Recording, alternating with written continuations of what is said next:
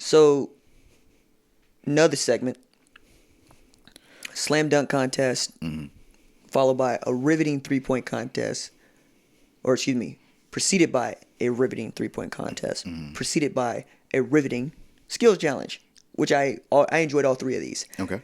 I did not enjoy the musical numbers in between. I think Dame Lillard is trash on a microphone. Outstanding basketball player. Don't quit your day job. He's fine. Queen Latifah showed up and showed everybody how to actually do this. Okay. No, I believe you. Queen Latifah's the business. I will call Laurel right now to bless you out. Whatever, call her. Fight me. I'm invincible today. I'm Teflon. I will fight any and everybody today. I'm an equal opportunity offender. As I say, zero. Just ask the comments on my YouTube channel. Yeah.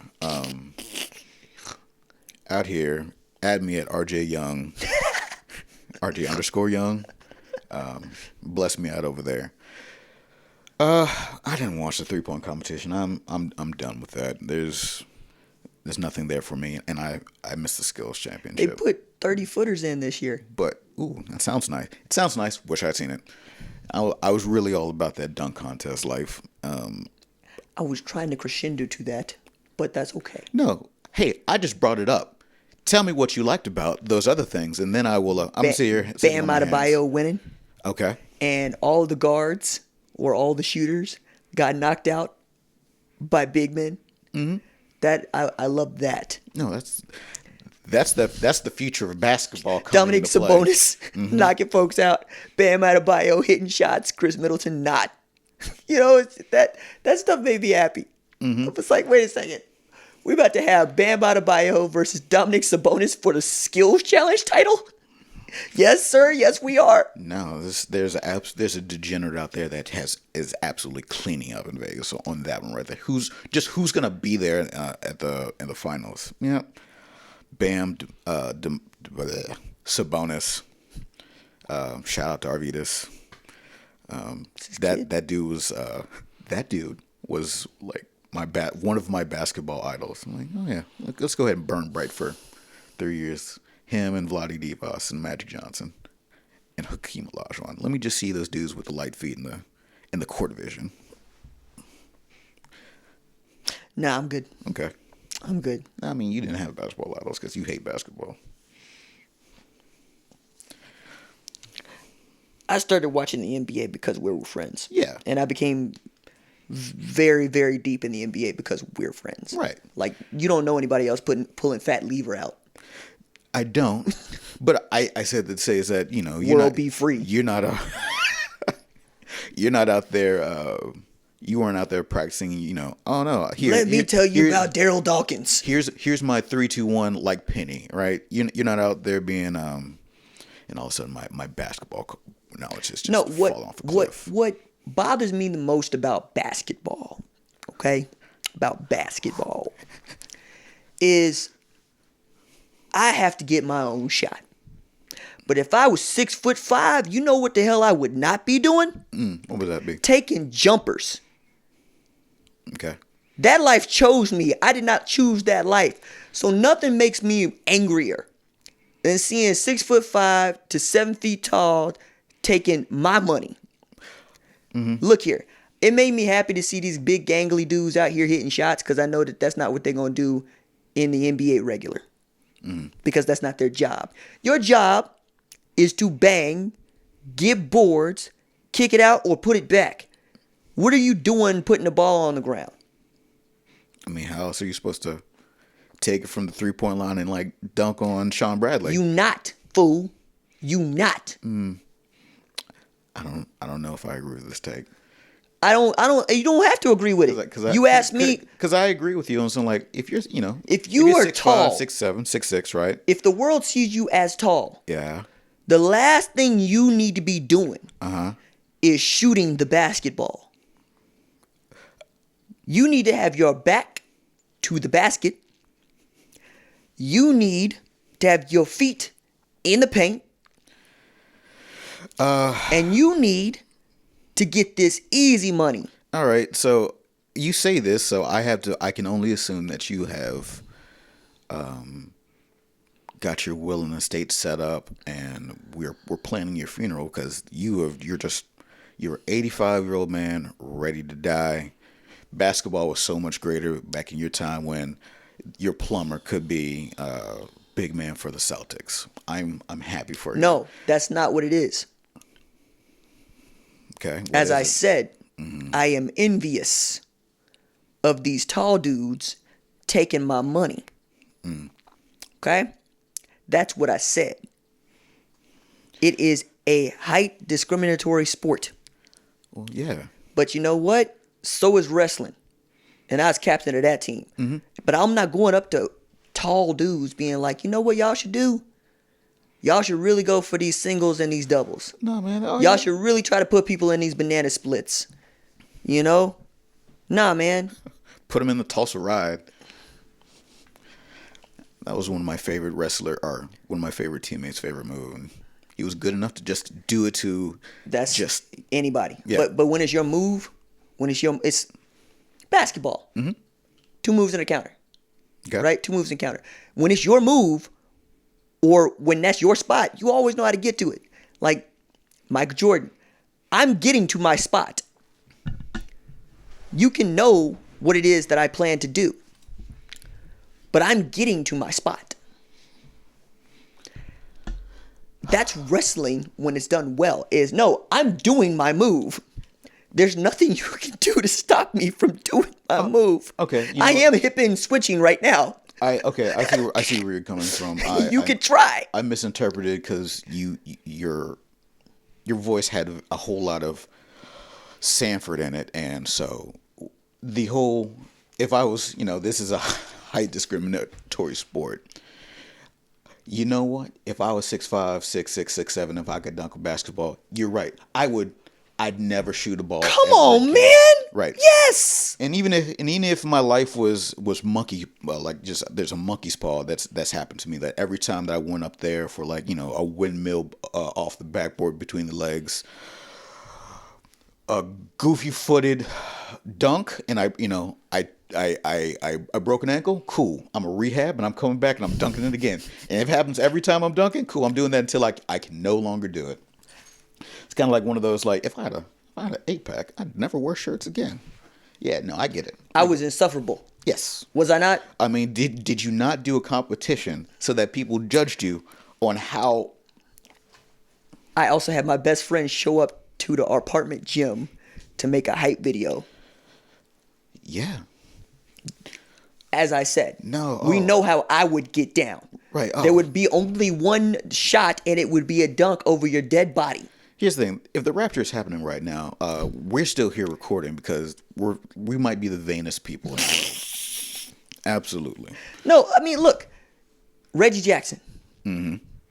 It is not bragging if you can do it. Oh well, hey, Lil Wayne, it ain't tricking if you got it. So, one story about Reggie Jackson, then a story about slam dunk contest. Okay. Scoring. Shout out Buddy Hield, who had to hit the last shot he could take to win by 1 point in a 3-point contest. He went to Oklahoma. Just gonna point that out. All right. Reggie Jackson was offered a contract by the Expos and the Yanks. But I think he's leaving Oakland, right? The Expos contract was worth $1 million more. At the time, that's like $5 million more, right? Okay. And his agent said, there's more money in Montreal, but New York is the place where your talents will be most appreciated and best put on display. And that's the reason he became a Yankee. And that's probably the reason why the Montreal Expos folded, because if you had Reggie Jackson in the outfield along with Tim Raines and like Andre Dawson, y'all gonna win a bunch of games. Okay. Y'all not gonna lose very often. And if y'all can hang on long enough for Pedro Martinez to show up, good night. Right. Okay. As to your story about ACLs and whatnot, blow them out, I'm going to rehab, and then I'm coming back to dunk again. Aaron Gordon blew out his ACL when he was 11. It's awfully young. Right. Okay. Right. That's what I said. I'm glad that In youth basketball, because you undercut. I'm glad that children are resilient. Took him over a year to rehab his ACL. You want to talk about mental toughness. Anybody that's ever rehabbed an ACL 3 times. it ain't easy to do. So imagine being 11. I can't be like, nah, I'm just gonna be limping. Nah. No, like stuff like that. Like every time that I hear about an athlete that has blown out their knee or they've torn their Achilles or something like that, I immediately think back to how many people. I'm sorry, and also how many people come back from that. Especially, I think of the Adrian Peterson tore his ACL In like and 8 and he's months? back. He took a 2-week break, came back and 4 was months, was running routes, whatever. Man's a freak. But go back in time. You're at. That's it. You're done. Hopefully you weren't playing a position that required your athleticism to an incredible amount. Hopefully that you were a skilled craftsman and could still do whatever you wanted, or even just like go back 100 years. No, 1,000 years. And so why is one-leg Charlie limping? It's like, I don't know. He stepped in a hole one day, and that's it. All right. So back to Aaron Gordon, Yes. who dunks, nearly for the first time in 7th grade, as many of these dudes that end up being 6'9" playing the NBA do. But this dude is descendant from his great grandfather on the maternal side was a 7-foot Osage from Oklahoma. All right. That's a very interesting Oklahoma connection. Right. And his daddy, Ed, played basketball at 6'6" at San Diego State and got a tryout with the Patriots based entirely on his athleticism, having never played football. His brother Drew played at New Mexico State, I can't remember which, and played for a little bit with the 76ers like 2015, 2016, Yeah. and then played in France. His sister played college basketball. I think his mom is the only one that didn't play for real. So Eric Gordon's got this really nice predatory. Genes. Okay. So then I go looking up because I watched the slam dunk contest with Laurel last night, and she doesn't really pay attention to that kind of sports. Just ain't her jam. I mean, hey, who cares about dunks? So I show her his take a chair in the air, dunk over stuff, and she said, "Did he jump over?" Yeah, and then he dunked yeah. And I said, that's probably not the best dunk. So that mascot is 7'5", Very tall. like Taco Fall. But it would have that high jump takes 3rd in the 2016 Olympic Games at 7'7". Yeah, he's just bronze medal. just a all-star NBA basketball player. And that's not the Fosbury flop. That's old school, just scissor kick over the top. Right. And that dude is just out here dunking basketballs. Or the reverse 360 off the backboard. There's so many of those. What the hell was that? There's so many of these dunks that I never thought. Let me phrase it. Who Back up. thought of this? Because I was about to say something super hyperbolic. So like my start in getting into computers and other media editing is I used to chop up like Team Flight Brothers stuff for message boards, and so I've seen just about all the dunks, but almost all the dunks usually come from dudes that are about your size who got bird bones, who weigh 100 pounds, who can jump 50 inches, right? So it's like it's incredible looking. Nate. Yeah, it's incredible looking to see people do these things. You just don't see whenever they are 7 feet tall, and it's just a whole nother the apocryphal story of Sean Kemp stacking quarters on the backboard. But then you look at Aaron Gordon, and it's like his elbows all the way up to the top of the backboard. I'm like, yeah, no, this dude could actually do that. This is wild. So to see these dudes do it, makes me real envious. And that's how I would describe it to Laurel. It's like the reason that when I do like basketball, the reason I like basketball is because I watch these dudes knowing I can't do that, but I would love to be able to do that. I see that in football as well, right? When I'm watching sports, when I'm watching a sport, I am I am an elite snob because I want to see the game played at its highest level, and I want to see the spectacular. So even if I'm watching a high school football game, I'm here for the child who's going to run for 500 yards because I don't care if it's Class A. I don't care if it's 6A. I don't care if it's in the state of Vermont or Georgia. How often am I going to get to see anybody rush for 500 plus yards against 11 other people? You're just not. No. So like last week, you talked about it's one thing to be gritty, that you grinded a set of skills that allow you to do something like, say, win a 3-point contest. Skills. Yeah. And that the idea that, hey, anybody could be a pro if you put in enough work. I mean, yeah, you can probably be a pro in something, but you can't be that. Like, you and I could never be an NFL left tackle. Right. None of us could be Aaron Gordon. Right. Just only the 3 or 4 dudes that surround Aaron Gordon can be like Aaron Gordon, not us. And so when you see something like that, it gives you that realization that, all right, well, no, we can't do everything. So this is something that we need to all, because this is a special thing. Even though Aaron Gordon got robbed twice now. Yeah. And I keep forgetting that Zach LaVine was then a 2-time defending dunk contest champ. And he was trying to be the first to win the dunk contest and 3-point contest. And I was like, I don't think them skills cross over for anybody but Jordan, dog. And even for him, he wasn't the best 3-point shooter on his team. Now, to be fair, he didn't need to be. Yeah, but that's kind of my point, right? Yeah. Neither is Zach LaVine. Yeah. Right? Even on a trash Chicago Bulls team.